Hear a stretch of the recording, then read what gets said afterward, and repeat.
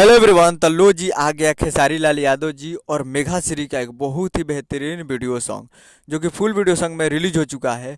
और इसे गाए हैं खेसारी लाल यादव जी और प्रियंका सिंह जी, और इसे लिखे हैं कृष्णा बेदर्दी जी, और इसमें म्यूजिक दिए हैं शेखर शर्मा जी, और इसे गाए हैं खेसारी लाल यादव जी और प्रियंका सिंह जी, जो कि आपको स्क्रीन के ऊपर दिखाई दे रहा है। जिस सॉन्ग का टाइटल है काला काला साड़ी, और वीडियो में खेसारी लाल यादव जी और मेघा श्री जी।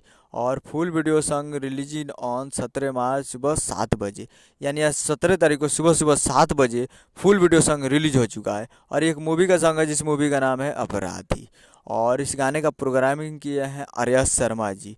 और ये फुल वीडियो सॉन्ग आ चुका है, तो फिट में है खेसारी लाल यादव जी और मेघा श्री जी।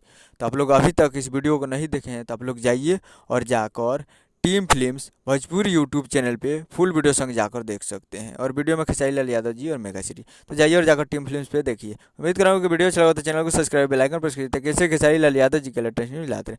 और मिलते हैं अगले वीडियो में, तब तक के लिए जय हिंद जय भोजपुरी।